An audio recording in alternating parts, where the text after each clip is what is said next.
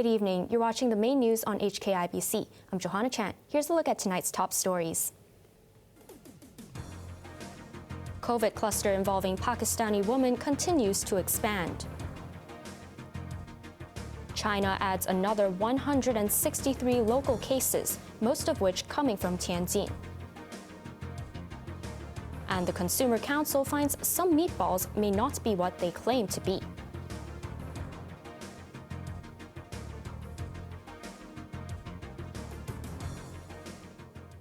A COVID cluster linked to a woman who landed from Pakistan last month continues to grow rapidly, with 9 more family members now testing preliminary positive.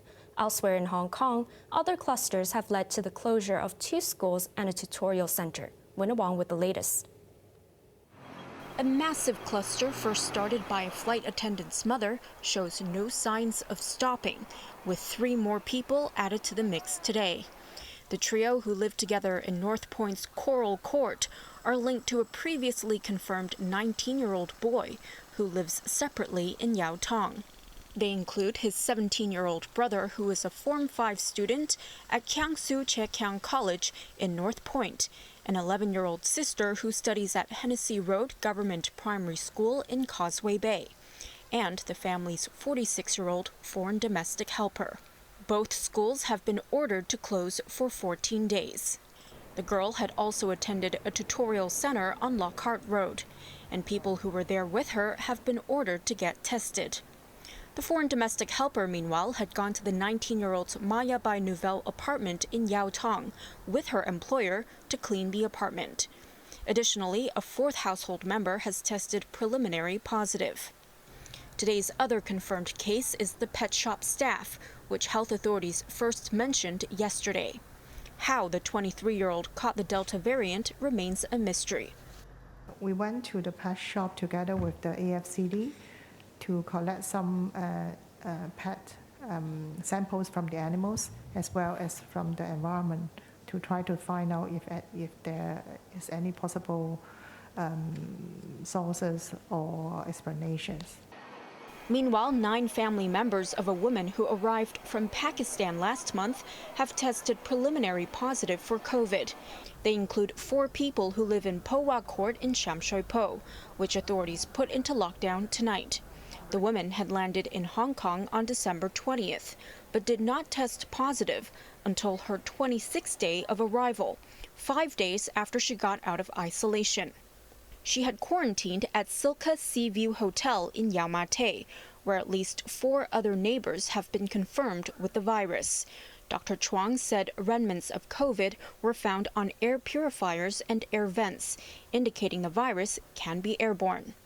Win Wong, HKIBC. Daily COVID cases bounced back on the mainland to 163 yesterday, with Tianjin's Omicron outbreak fueling the caseload. In capital Beijing, where the Winter Olympics are set to open in 20 days, authorities are racing to stamp out the contagious variant. Sarah Wang reports. Cases mushroomed across mainland China as its zero-COVID strategy was put to test by the upcoming travel surge for the Lunar New Year and the Winter Olympics. Capital Beijing is on heightened alert after the first local case of the Omicron variant was detected over the weekend. Authorities now suspect the individual caught the virus from a letter dispatched from Canada, transiting through the United States and Hong Kong.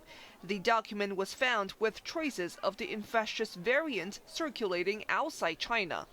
All postal workers who had handled the mail have been put under quarantine, but none tested positive so far. Starting from Saturday, everyone needs to be tested for COVID 72 hours upon entering Beijing until the end of March. Meanwhile, an Omicron cluster is fast growing in Tianjin, which borders Beijing to the east. The major port city saw 80 new local cases yesterday. All but 1 were in lockdown Jingnan district. The outbreak has since spread to the central province of Henan, where 68 new cases were recorded. There was relief in Xi'an as 13 million residents gradually emerged from a weeks-long quarantine amid single-digit daily upticks. But Omicron may be spreading in the populous southern province of Guangdong. 5 more Omicron patients were detected in Zhuhai after 3 rounds of mass screening, prompting all attraction sites to shut down. Shenzhen next door also confirmed its first domestic Omicron infection, whose origin is unknown. The patient is a woman from Longyang district with no recent travel history. She handled frozen overseas chemical reagents, but rounds of citywide tests and movement curbs have largely quashed Shenzhen's Delta outbreak, which began in early December. Sarah Wang, HKIBC. Lawmakers in France have approved the rollout of a vaccine passport as Omicron crippled hospitals. The new law, which requires people to show their vaccination records to enter restaurants and cinemas, is expected to take effect in the coming days. Over in England, vulnerable teens aged 12 to 15 can now get a booster jab, while all 16 and 17-year-olds are eligible. Japan is speeding up the launch of its booster campaign while maintaining strict border curbs to keep the virus at bay.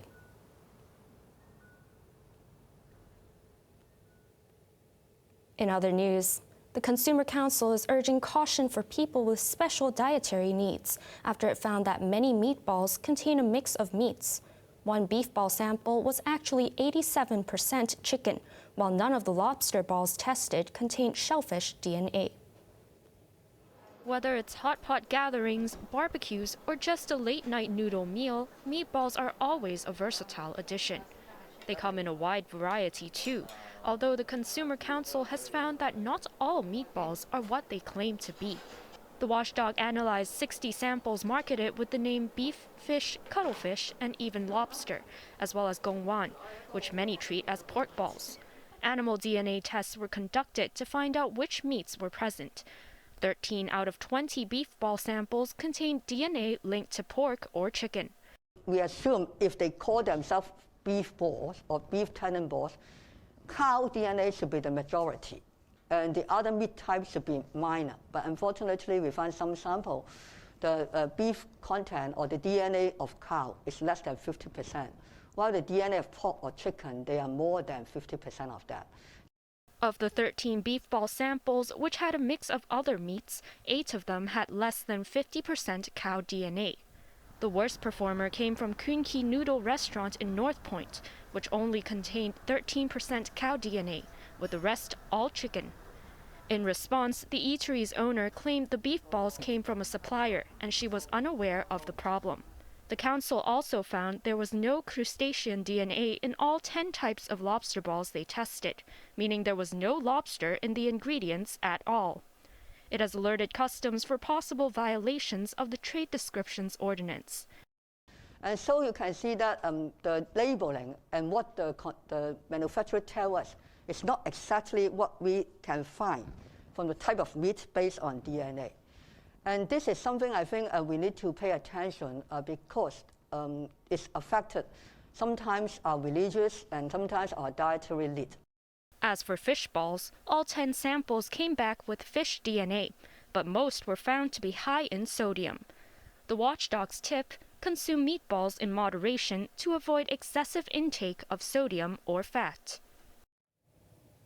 The consumer watchdog also called on people to study the packaging when buying coffee products and stay away from ones which contain the carcinogen acrylamide.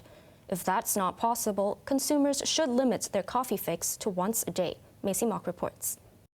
Of 49 coffee products which are sold in Hong Kong, 47 were found to contain acrylamide, a harmful substance which can cause cancer and damage to the nervous system. Acrylamide is formed when immature coffee beans are roasted at high temperatures. The products come in different forms, from whole beans to ground coffee, and from capsules to instant coffee powder. Price was not a deciding factor either. Instant coffee samples were tested to have the highest acrylamide content per kilogram, from 160 micrograms up to 790 micrograms.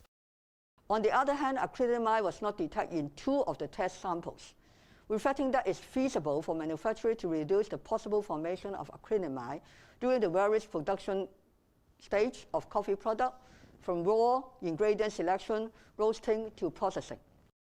The council said on average, each cup of coffee contained 90 to 149 milligrams of caffeine, although one sample had up to 295 milligrams. This means drinking 2 cups of it would exceed the daily recommended intake of 400 milligrams for adults. The watchdog also warned that prolonged coffee consumption may lead to caffeine dependence. This may trigger withdrawal symptoms such as headache, irritability, and fatigue. Maisie Mock, HKIBC. And coming up after the break.